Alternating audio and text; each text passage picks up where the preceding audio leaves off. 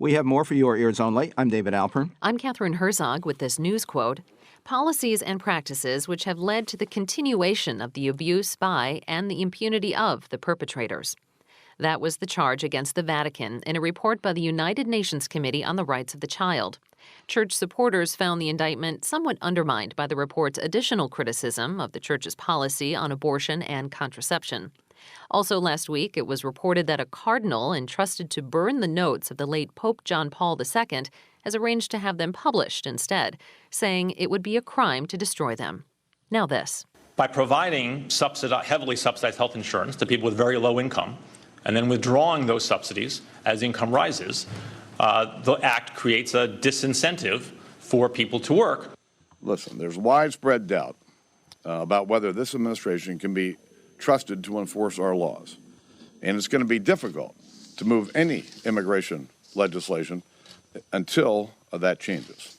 I think for the president to ask for a clean debt ceiling when we have a debt the size of our economy is irresponsible. The week began badly for the White House. Douglas Elmendorf, head of the nonpartisan Congressional Budget Office, unveiled a report suggesting significant job loss as a byproduct of Obamacare, though it turned out to be more complicated than that. More clear was the way House Speaker John Boehner, under Tea Party pressure, backed away from immigration reform with the argument that President Obama couldn't be trusted to assure better border enforcement as part of the deal. And Senate Minority Leader Mitch McConnell, facing stiff primary and general election challenges, also faulted Obama in the course of contradicting earlier signs that the GOP wanted to avoid blame for another debt ceiling default crisis. To consider the continuing interplay of politics and policy in Washington, for your ears only, we're joined again by John Hudak, Brookings Institution Fellow in Governance Studies. He's also managing editor of Brookings' FixGov blog and author of Presidential Pork, White House Influence Over the Distribution of Federal Grants, out later this month. Welcome back to the program. Catherine, David, thanks for having me back. Let's look first at that CBO report on the economic impact of Obamacare. Does it show jobs being cut by employers or being given up by workers who no longer need them to get health insurance?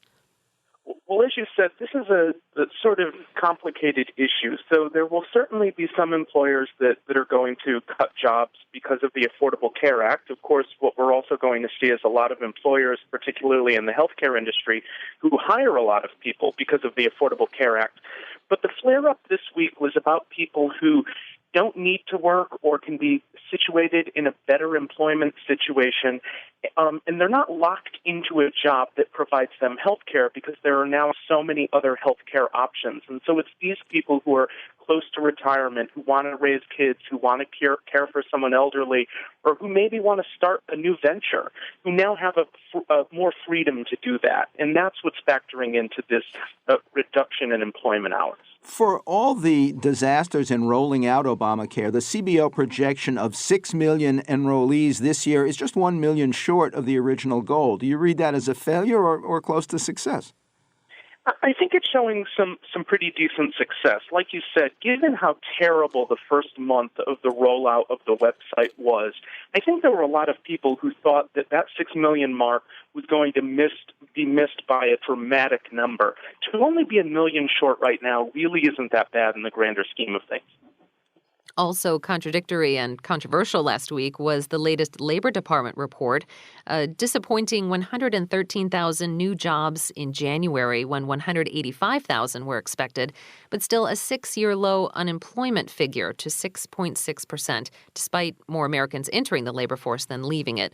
Do you read that all as good news or bad? Well, in basic terms, we need to create more jobs in this country. That 113,000 number is just not good news at all. And there's no really good way to spin that number for the administration or for anyone else. That said, the only silver lining, as you mentioned, were that Americans are entering the labor force again, and the benefits of that is at least that people are looking at the economy and thinking about it in more optimistic ways. Some pundits are saying that Boehner can move back to immigration reform after the midterm elections and his renewed hold on the speakership, likely with legalization for the currently undocumented rather than citizenship. Others say he still won't feel safe enough, even though failure on the issue could significantly undermine GOP presidential prospects in 2016. What's your view?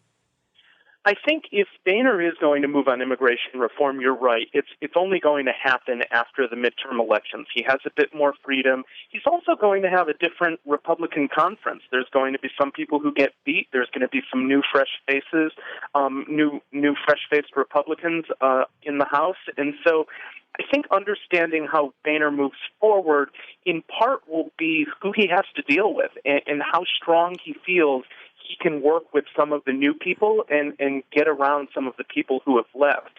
That said, it is tough for them not to move on it. It's going to hurt them in 2016, but there are a lot of people in the party who frankly don't give a damn. They're willing to hurt the party because they're so passionate in opposition to immigration reform. I wonder how you see the midterms affected by the reactions of women now and, in fact, women in 2016 by Rand Paul's strange move to bring back the issue of Bill Clinton's infidelities as if that undermines the interest in women of the Democratic Party in general and Hillary Clinton in particular. Yeah, I think women are going to react pretty poorly to this. And to be frank, every time you think there's not another thing Republicans can do that can hurt them with women, they come up with something new. And I think Rand Paul is trying to generate some base support. He's probably trying to churn out some donations for what's almost likely a future presidential campaign.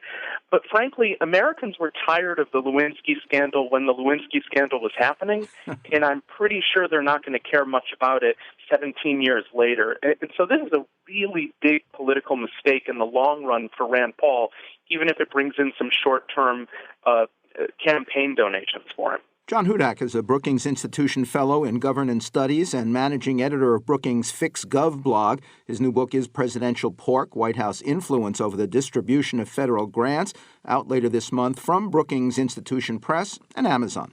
Here's another quote from the news.